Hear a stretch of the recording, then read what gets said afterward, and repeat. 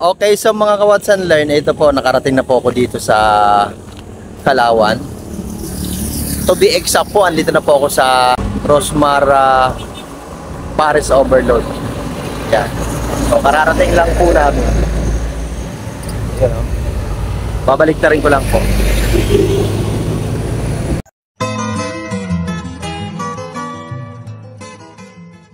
So ayan, patunay po na nandito na po kami. Ito na po ang kanilang R Mansion. Ito po yung kanilang famous na Pares Overload 100. Meron silang 250 only. May vodka na, may ano pa.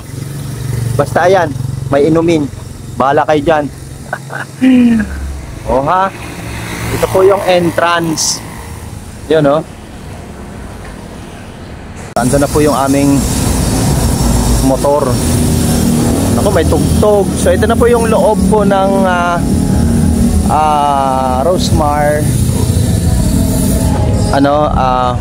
Resort R Mansion. So malawak po hanggang dun. So mag-o-order na po kami. Kaso lang may may tugtog. Makaka-copyright po ako. So ayan, tara sa loob. Ayan na ang kanilang area, kabuuan sa loob. So yan po ang iyong magiging pwesto kapag ikaw ay kakain. So marami pong mga dito, yung mga kubo. Ayan po. So ikutin po muna natin, tingnan natin. So yun po ang yung pinaka-area. Napakarami po nilang kainan. So mga kubo-kubo. Ayan, so punta na po tayo dito kung saan tayo mag-o-order. Ayan po yung kanilang pinaka-pwesto. Hello kuya, wala ba si Rosmar? Wala daw. Pambihira, sayang. Pero di bali, ang mahalaga naman narating ko ang area ni Ma'am Rosmar. Ayan po ang kanilang mga available po na menu for today. Ayan, so yung famous po na chicken at yung Pares Overload. So marami ka naman pamimilian dyan. Napaka mura lang at madaling kayang-kaya po ng bulsa. Ayan. So sa halagang 100, meron ka ng only rice. So ayan po yung mga nila, yung mga niluto for today. May menudo. Ayan po yung famous na chicken joy at saka yung chicken inasal. So mag-o-order muna tayo dito. Dito po tayo magsasabi. Aba, teka lang ha. May nakita ako. Ate, kukunan ko lang to So nakita nyo po ba yung mga isda na yan? Grabe. Hindi mo maintindihan kung anong klaseng isda yan. Parang ngayon ko lang nakita yan eh. Ang lalaki niya, no? So, yan po isa sa attraction pagpapasok ka or mag-o-order ka doon sa loob ni Rosmar. So ayan po, ayan.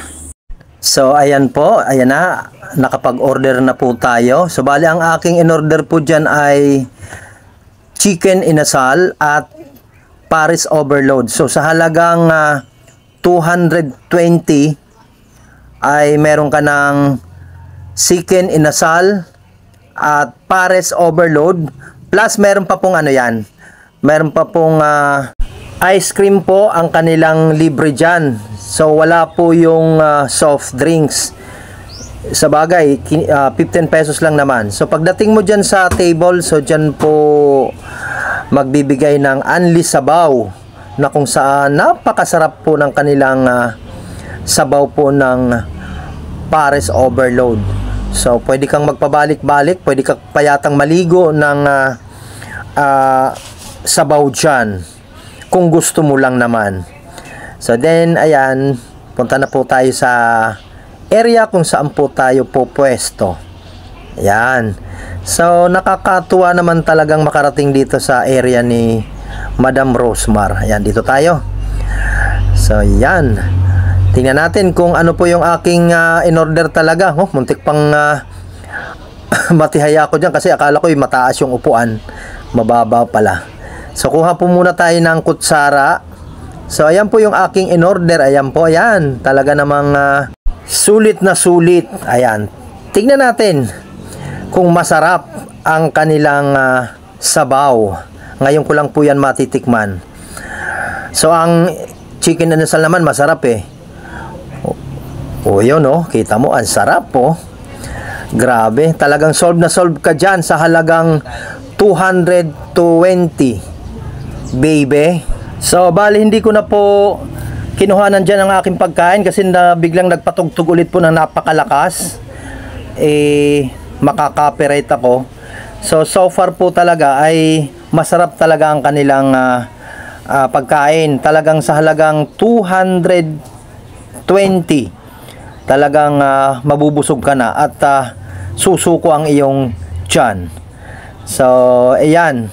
So, nag-enjoy po ako dyan sa pagkain. So, mga ka-watch and learn, luhaan na naman ang inyong lingkod. Alam niyo kung bakit? Ay hindi namin inabutan si Rosmar. Hindi ko inabutan dito si Rosmar. Nandun pala sa Tagaytay. Sala na naman ako. Bala ko pa man din pumunta, doon na lang pumunta sa Tagaytay. Iniisip ko naman, baka sa nasa Kalawan. Ay sos. Kaya ito po, luhaan. So anyway, ang mahalaga naman, narating ko ang pares overload ni Rosmar. So actually, masarap naman. Masarap yung na-order namin, yung inasal. Yung in-order ko pala, yung inasal. At saka yung pares overload. Sa halagang 225. Only rice na only sabaw pa. Tsaka may ice cream pa. Tsaka syempre, pogi ang inyong lingkod. So, maraming salamat sa pagsama. Yung mga gustong pumunta, ayun, marami pa pong bakante rito. Tapos, pwede po kayong doon, ayun, ang swimming pool, ayun. So, pwede kayong maligo doon, ayun, sa likod. Marami naliligo. Tingnan natin. Ito po yung swimming pool. Ayun, So, ayan po yung kabuuan po ng area. Dito.